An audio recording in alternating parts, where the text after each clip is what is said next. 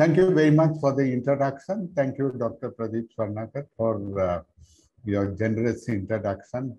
It is a pity that, well, we ran this conference successfully for 10 years.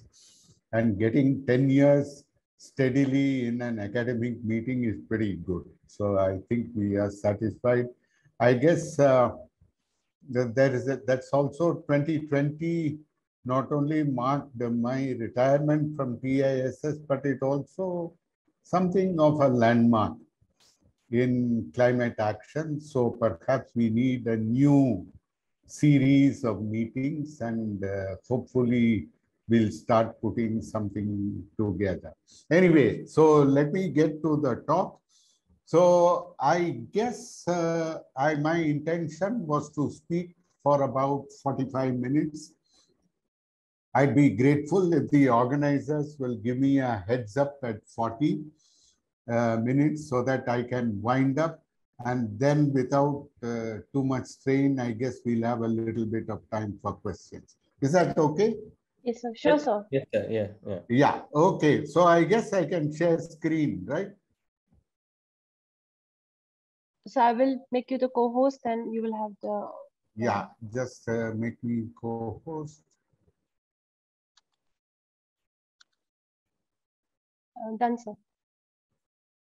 Okay, so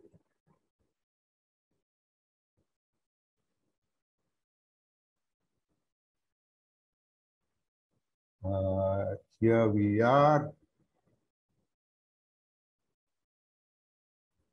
Okay, so here let me get to the subject of the discussion about COP26.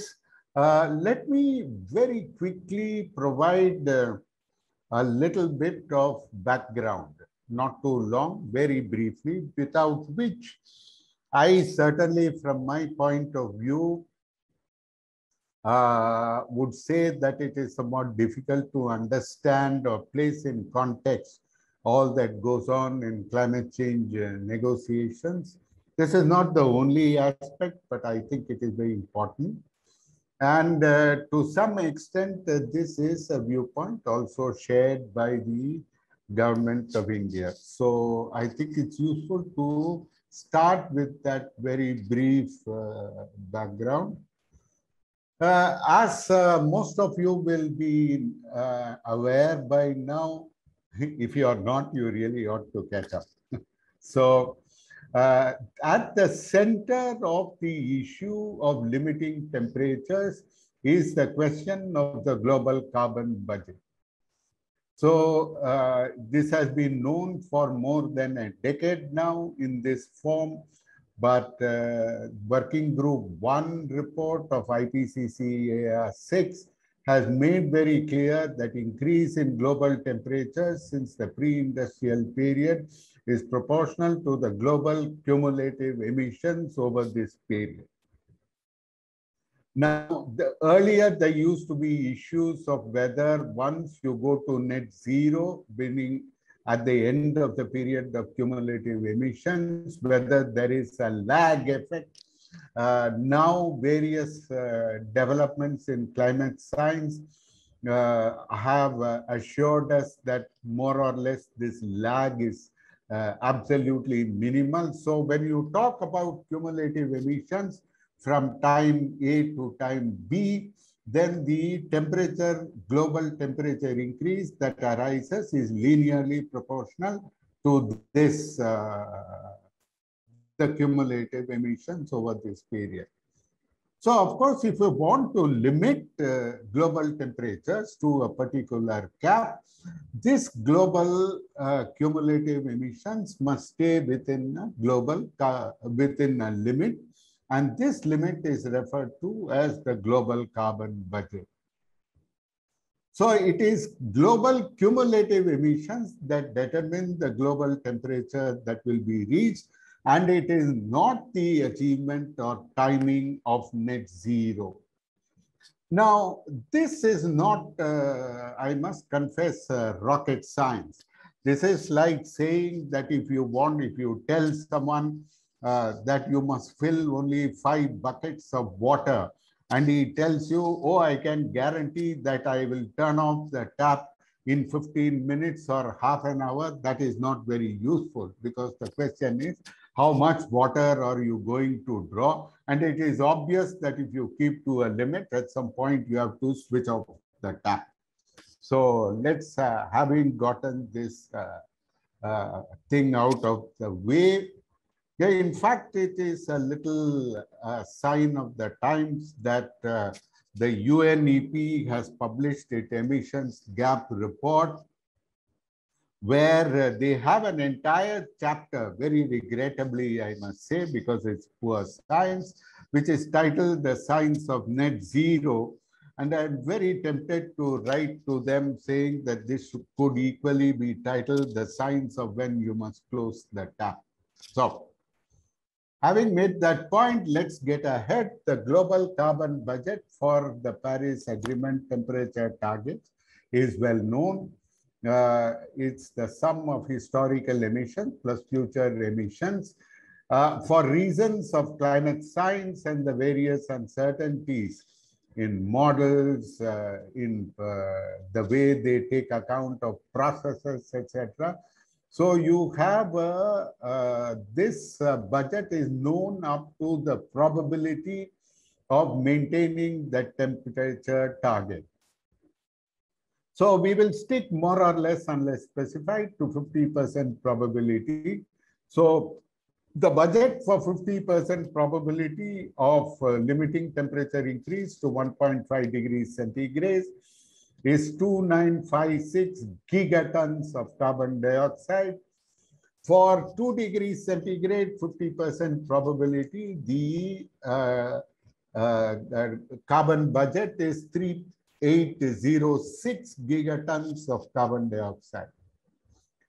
Now, of course, if you look at the 1.5 degree target, the bulk of this target, the bulk of this budget has actually gone. Okay. So the remaining carbon budget is only 17% of the total, which is approximately 500 gigatons. There are considerable uncertainties on this. It may go as low as 400.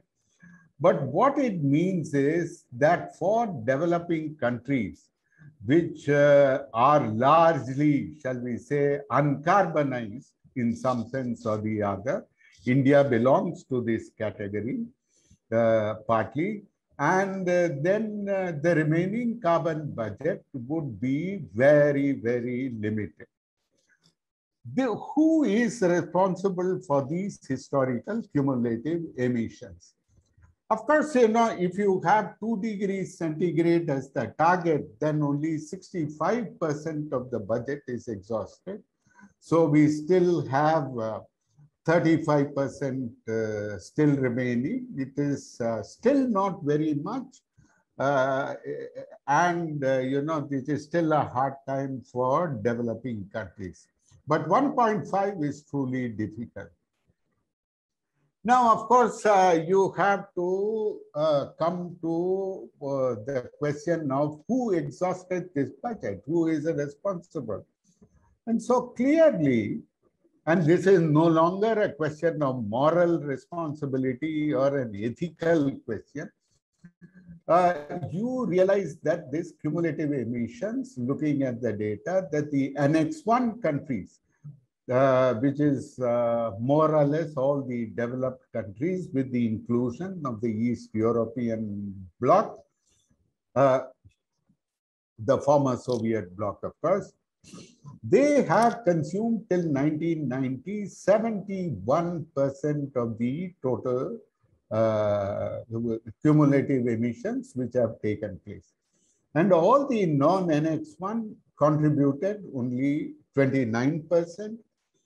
Of course, this has changed post 2018, but if you deconstruct this number, one can see that of the 54% that you see for non-NX1, something like almost 21% or 22% is China's.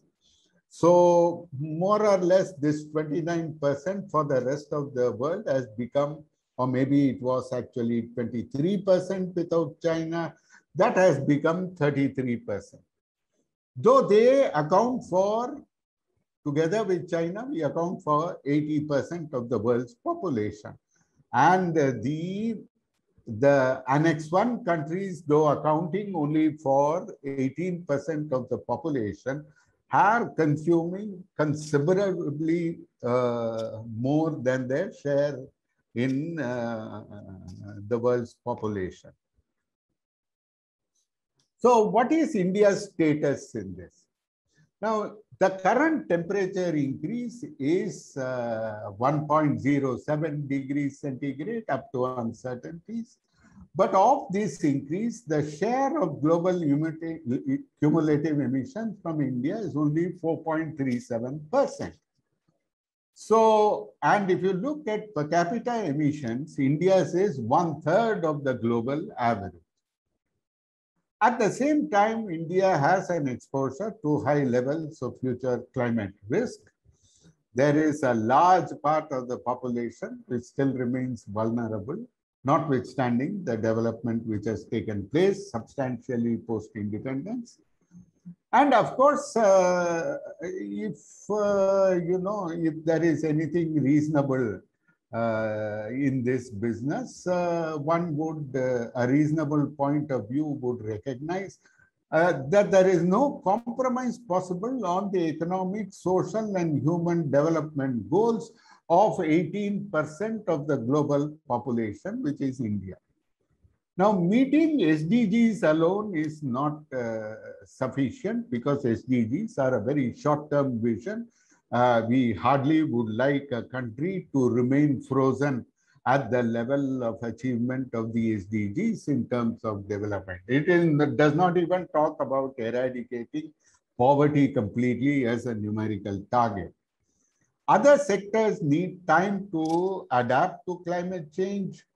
So for India, if you look at the circumstances of how much of the carbon budget remains available to us, and if you look at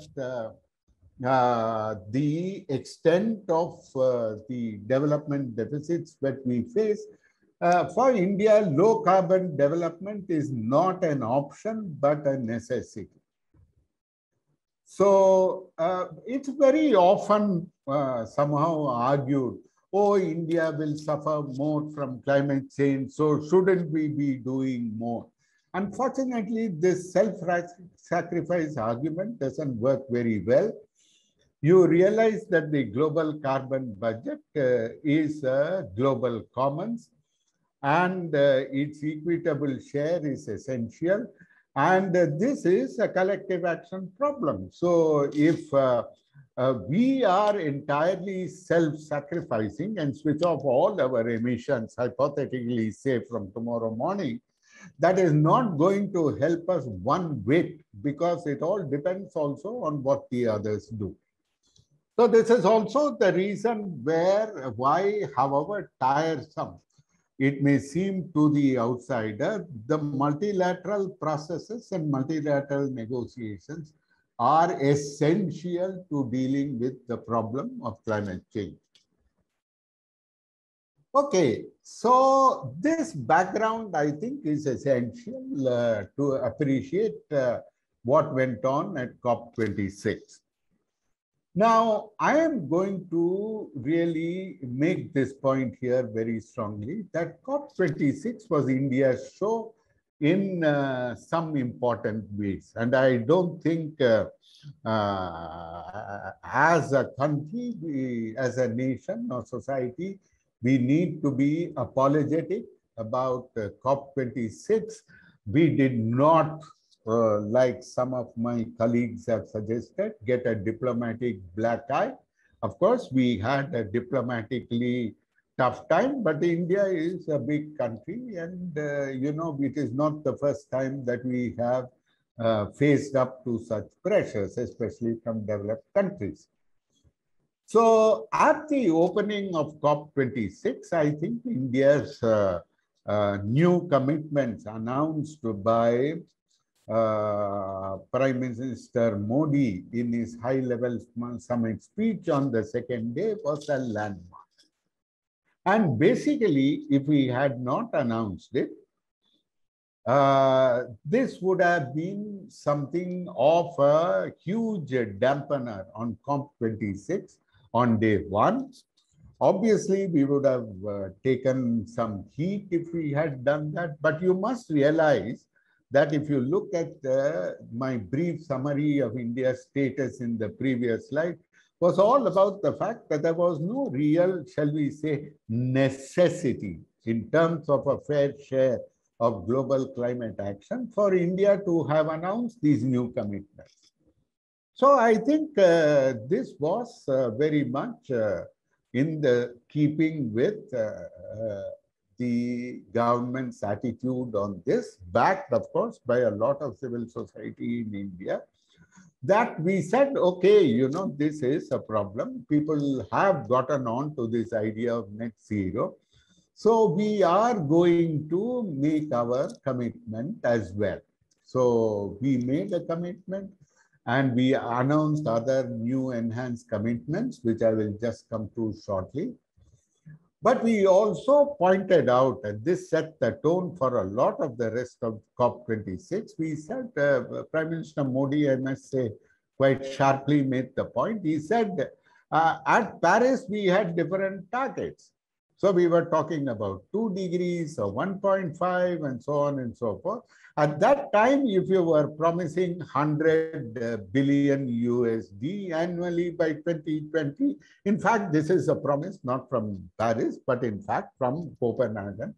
So if that was the commitment then in Copenhagen, surely 11, 12 years later, you must up your ambition. And that was the context in which he mentioned the figure of USD 1 trillion. This was not money finance only for India. It was a ballpark figure he put up, speaking on behalf of the developing countries.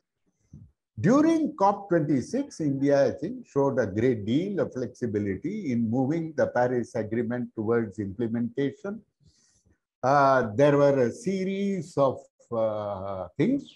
It is not that India always did not get what it wanted. We did manage to swing things our way, but there was also important compromises that were made. And I think we perhaps we can go into them a little more detail later.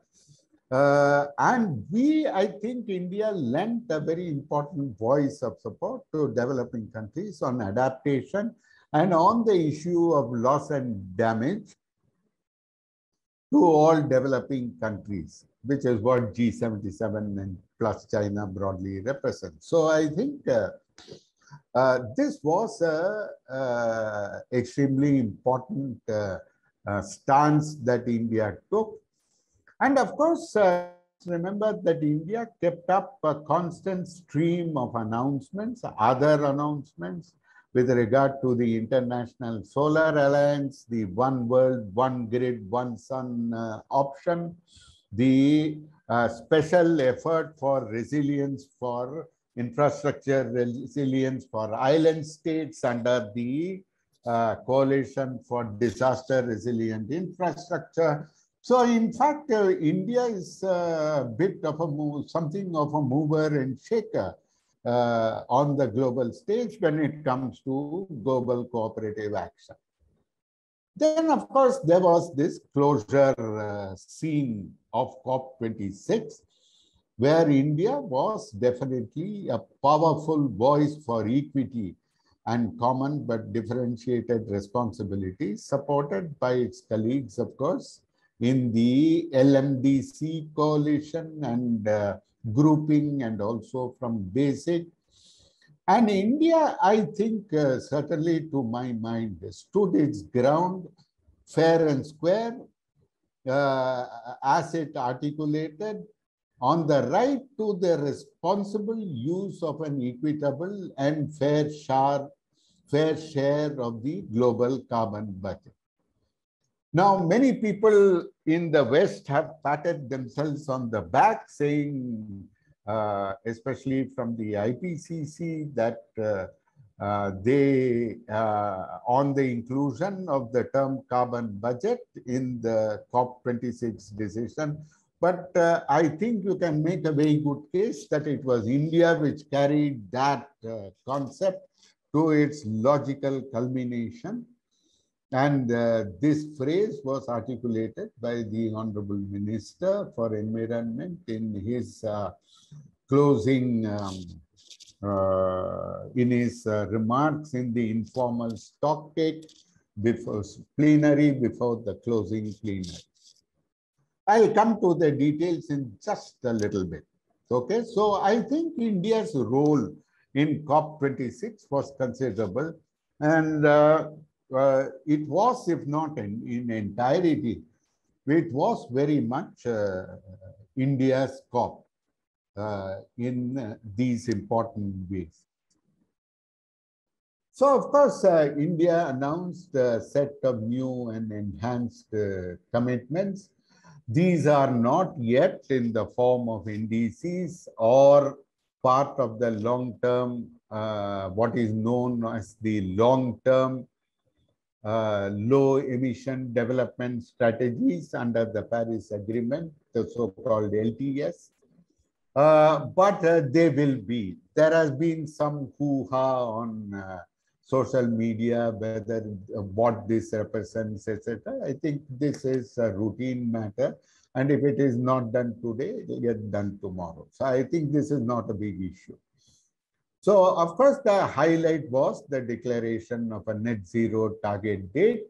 I must say that it did provide great reassurance to the world. And I'm talking even among steadfast friends of India, that this declaration was very reassuring. India enhanced its emissions intensity of GDP target to 45%.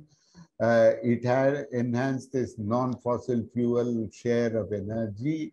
I think it is generally agreed that this refers to installed capacity of power generation to 50% by 2030, at least as a sort of firm commitment.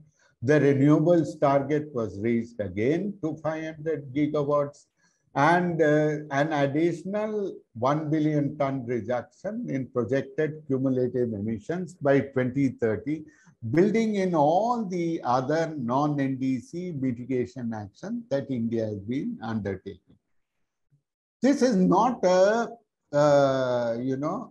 these are not easy targets, and they will require effort. However, India may or may not, it remains to be seen officially how it will play out, which of these will be made conditional in a formal sense in an enhanced NDC.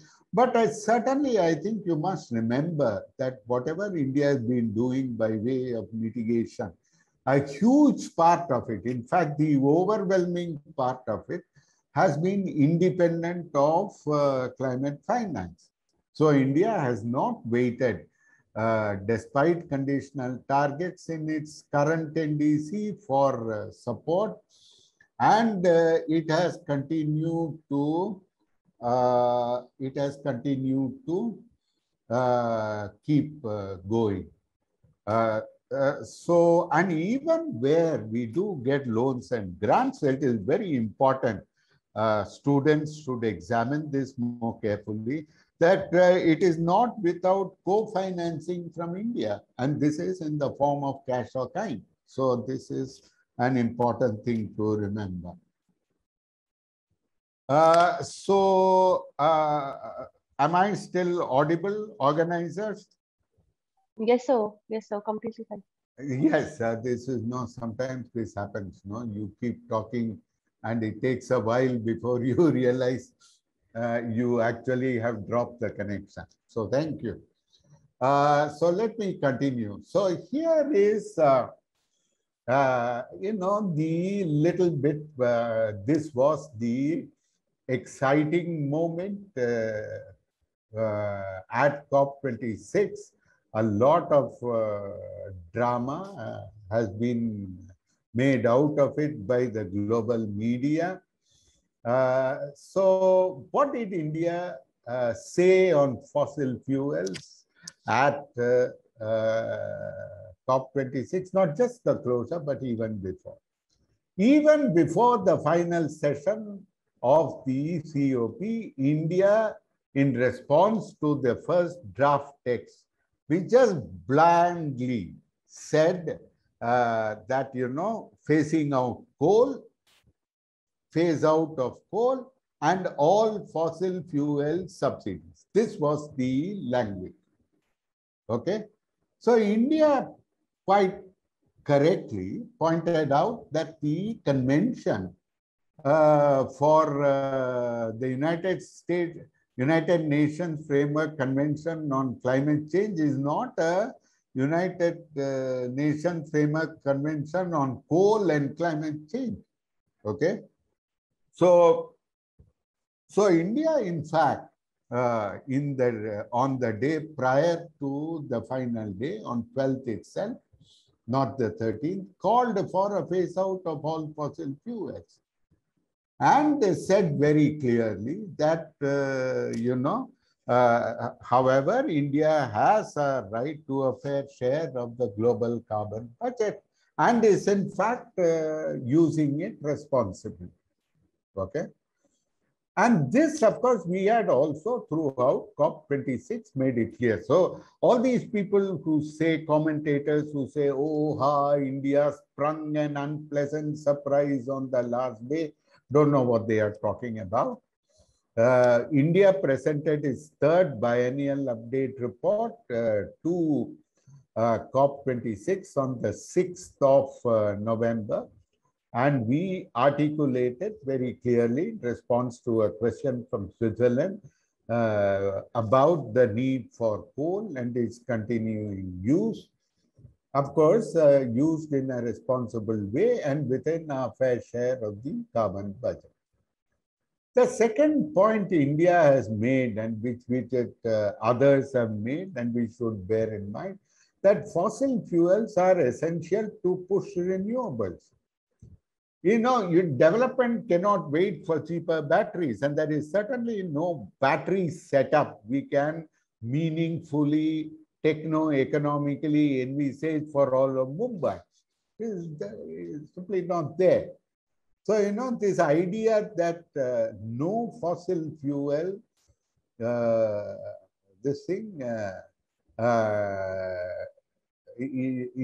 for India, of course, coal is the most predominant resource, and therefore, even for developing renewables, we need coal, and of course, hydro and oil and gas are minimal in our context. So developed countries, on the other hand, if they have to stay within the fair share of the global carbon budget, then obviously they must need to reach net zero far earlier. And this means that they have to phase out all fossil fuels. Now, it's very interesting.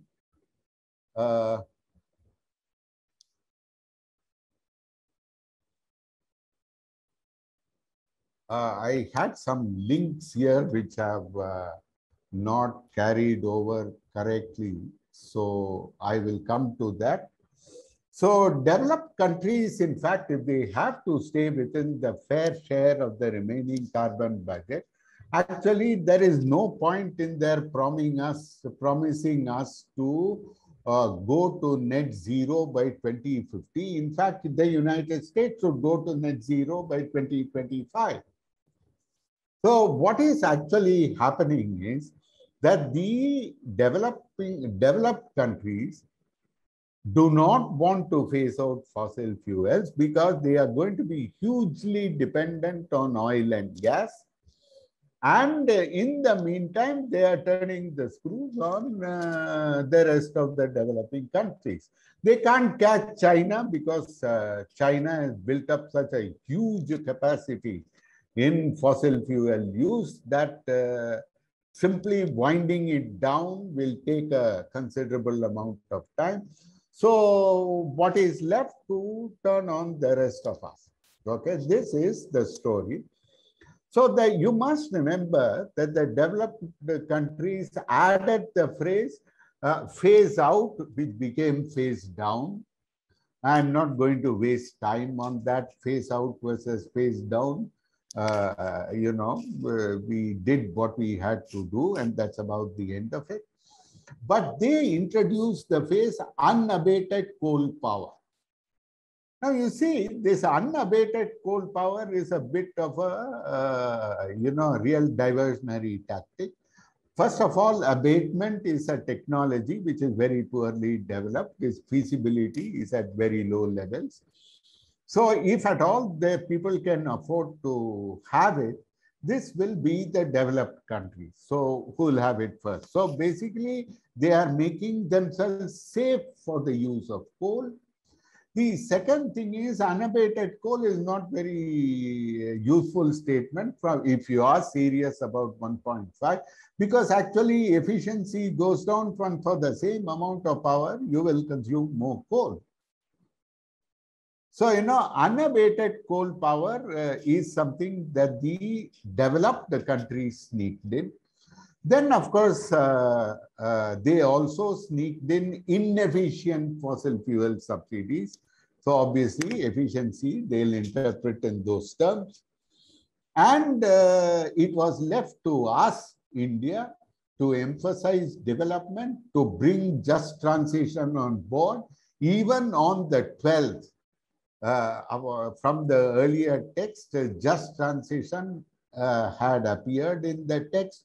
That was really the contribution of developing countries, especially India, because we really battled that part of the decision, and so on and so forth.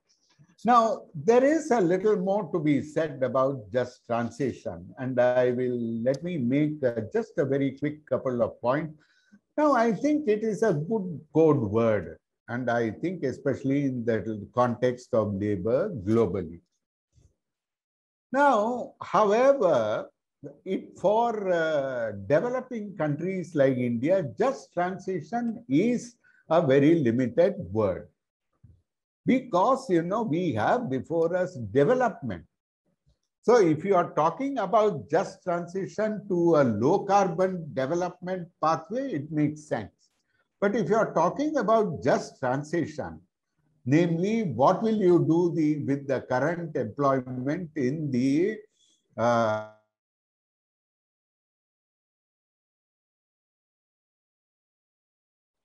Sir, you're not audible. Can anybody confirm? Yeah. Yeah, I he's think not his audible. connection is dropped. Yeah.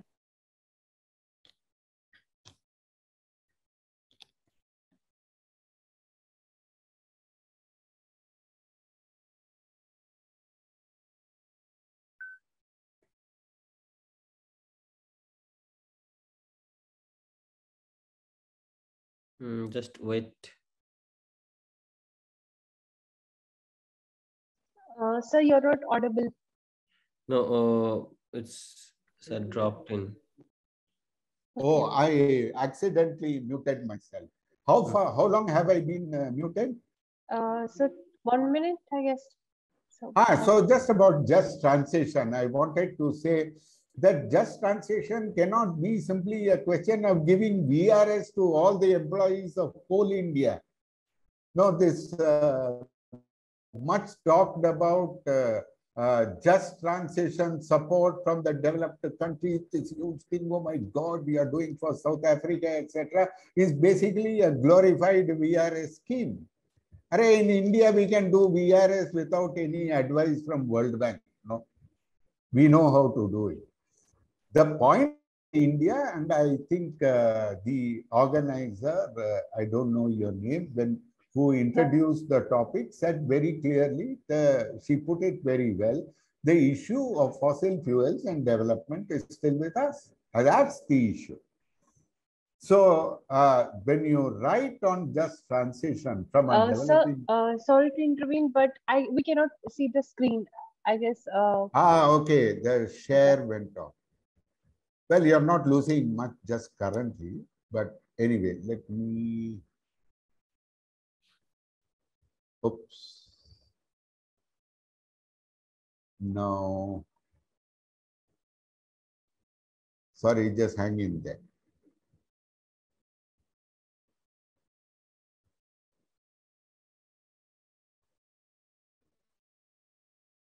Okay, can you see it now? Yes, sir. Thank you so much, sir. Yes, sir. Yeah, okay. So now, so the point in India, you must remember, and I hope it will reflect in your work, just transition cannot be simply taking everybody in coal and giving them another job. That's not about it. The thing is, how can you transition out of dependence on fossil fuels, not just in terms of jobs, but in terms of all the other ways that we depend on fossil fuels. And thank you, let us not follow the mistake of the development country and try to fool the world by talking only about coal. We need to talk about oil, gas, the works. So we are not going to, and in fact, India said this loud and clear. We spoke about the Ujjwala program, giving LPG to rural and now urban households also is essential. And if it is LPG, so what? But in fact, a very interpretation on this is sought to be imposed. Not in COP so much, but outside. I'll just come to it, which is really does not even allow this. So India, I think, I'm happy to say that we spoke up loud and clear on this subject. And this India must count as a positive diplomatic success. We got the world talking about equity. Equity is not theoretical. A fair share of the carbon budget is not theoretical anymore. India put it as a practical, immediate question on the agenda of global climate action. And this, of course, is something which we can be happy about. Unlike Durban, some years ago, where we came out with very great lack of understanding of India's position, I think in social media, especially among radical activists across the globe, there is absolutely support and understanding for India's position. And this, I would say, is unprecedented. It's completely unprecedented. Okay. So we are around 40 minutes, sir. Oh, wow. I'm running out of time. So let me speed up. So India's use of fossil fuels, as I was pointing out, is, I would say, very small, and is not something we need to be so proud about. It is because of the fact that there are huge energy deficits across a significant part of our population. Then, and this is really a nice little graph, thanks to Glenn Peters, a well-known climate scientist, which shows the hypocrisy of this talk about coal and not fossil fuels. You will see that in the entire contribution of USA's oil and gas alone, in terms of emissions, overwhelms India's coal emissions. So, thank you very much. And in fact, I would remind you that USA's installed capacity for thermal power today, even though it is decreasing, of course, but even though it is only 19% of the total capacity, it constitutes as much in absolute terms as India's installed capacity. Okay, so here is, I think, very much the hypocrisy of the oil and gas story. And the leading culprits in this are the United States and the European Union. Okay, next. So there is a lot of data crunching you can do on this, different ways to demonstrate this. So I am very happy to draw your attention to the climate equity monitor, which is a collaborative dashboard that MSSRF and National Institute of Advanced Studies, NIAS, we have set up. Here is the URL for that. And I hope you will take a look at it. We'd appreciate your feedback, of course.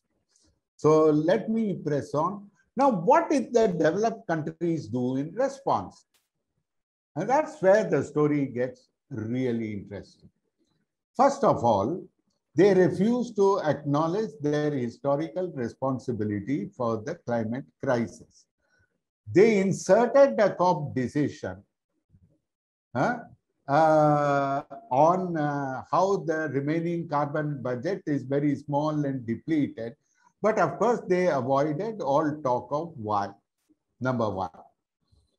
And in fact, if you look at the UNFCCC's own analysis, by 2020, the non-ex-Soviet bloc, the Western developed countries, including Japan, Australia, etc., would reduce, in fact, by 2020, their emissions will rise 0.4% above 1990 levels. And if you take all developed countries, their emissions would reduce only by about 10%. Now, not only do they have insufficient indices, not only is their net zero a grab of the available carbon space, you can see that, the US plus EU alone will consume something like a third of the remaining carbon budget, even though they are only 10% of humanity. And, this basically diverting attention. So intensified efforts to push their burden on to developing countries. Here is their historical responsibility. You can see very clearly outlined various countries.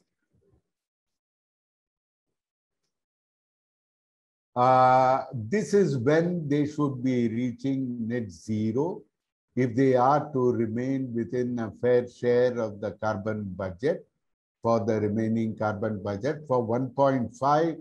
In fact, the entire world should reach net zero by 2037, which of course we are not going to be able to do.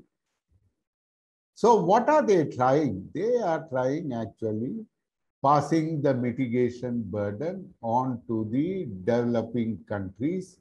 And this is what I like to call deindustrializing the uncarbonized. Now, this is not so much about India. India is a big country, and whatever it is, our absolute size also helps us. So we can arm wrestle these guys a bit. But the problem will be with Africa, because there is a concerted effort outside of COP which happened with the multilateral banks led by the United States, where they say no fossil fuel related finance will be provided whatsoever to developing countries. And this is actually a perverse implementation of Article 21C of the Paris Agreement. The tragedy of this is of the 34 countries which pledged to join, a number of very poor LDCs from Africa have been joined. One can imagine the diplomatic pressure. Africa will be worst hit. It will hamper renewables. It will hit fertilizer production. Please remember that also requires fossil fuels and modernization and expansion of informal sectors, the MSME sectors, etc. This is the ultimate hypocrisy because they continue to extract hydrocarbon from Africa itself. They are merrymaking with oil and gas contracts. Biden just inaugurated the day after COP26 the biggest auction of oil and gas leases in the history of the United States. And this is exactly what Bolivia, on behalf of the LMDC, called carbon colonialism.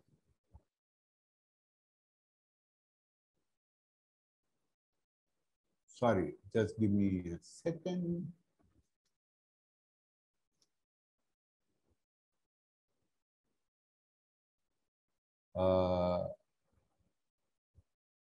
Sorry. Okay.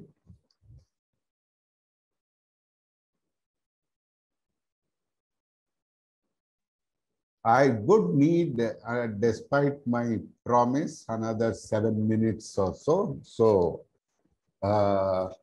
of course, this is another story which should have been the headline news, not the coal story. There is nothing, very little happening on climate finance. India, of course, was responsible for a lot of procedural victories and procedural advances, which are important in their own way. But, you know, the unprecedented event in a COP decision that says openly that it notes with regret the failure of the developed countries to mobilize climate finance. This is the first time in the history of COP. Nevertheless, this is not headline news in the West, and this is extremely unfortunate. The target of USD 100 billion, that holy grail, in fact, you must remember, was promised 17 years after Rio. So for 17 years, they did nothing. 12 years after the promise, we are still waiting for the money. They say they will double adaptation finance, but when? By 2025 from 2019 levels, where it was some pathetic figure of maximum about $20 billion.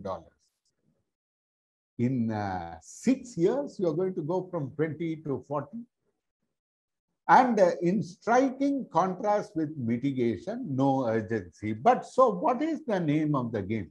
The name of the game is to divert it all to private equity. We can talk about it later, but we are looking at a real danger of a new era of green debt that will face the developing world. So what is the balance sheet? So what happened is that in a procedural sense, the developed countries came with a whole lot of mitigation-centric issues on the in the final decision. They refused to remove it. They had a take it or leave it attitude, but at the same time, you must remember that none of this is in binding language. So what will happen is they are not going to do anything. They are going to they want to discuss mitigation every year. Every party is required. They have asked to submit an enhanced indices in keeping with 1.5. There will be a ministerial every year, all kinds of things. But as soon as they have gone home, Kerry, the European Union, and the Australians have announced that they are not going to change their NDCs.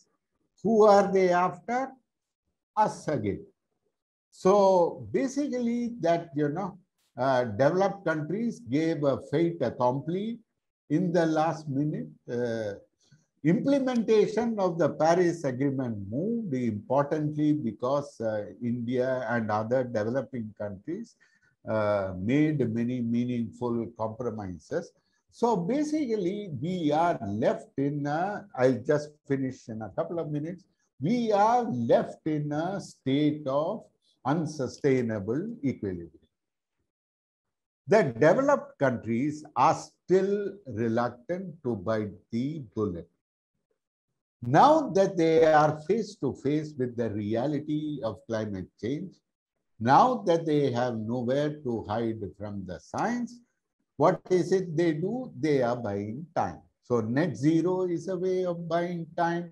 All this tamasha about more mitigation-centric actions at the next COP is more buying time. But you know, this is going to work only so far. Developing countries, as I pointed out to you, if you exclude China, something like 68%, two-thirds of the world are responsible for one-third of the emissions. So how much more emissions are you going to take out of Africa, India, Latin America, etc., or Central America? So this is, you know, you're not going to be able to do this. On the other hand, even if developing countries are prepared to make greater sacrifices, they are not going to come up with the means of implementation. There is going to be no finance. They are very reluctant to put any money. Loss and damage was a complete washout in terms of financial support. And so we are left with a very difficult situation, which I think we need to ponder seriously about. Equity is not no longer theoretical. Now that we are at the crunch, equity becomes more important than ever before. The implementation of the Paris Agreement is far from being a done deal in practice. We are going to have a number of fractious issues in the implementation. At the same time, I think the real warning message for us in India is get after development. We cannot take the lackadaisical attitude we have to development. If there is urgency in some sectors, well and good. I am not pointing fingers at any political formation. But as a country, as a society, as a nation, we have to take our development far more seriously than we have today. So that I have some other remarks, etc., which and we can take questions now. Thank you.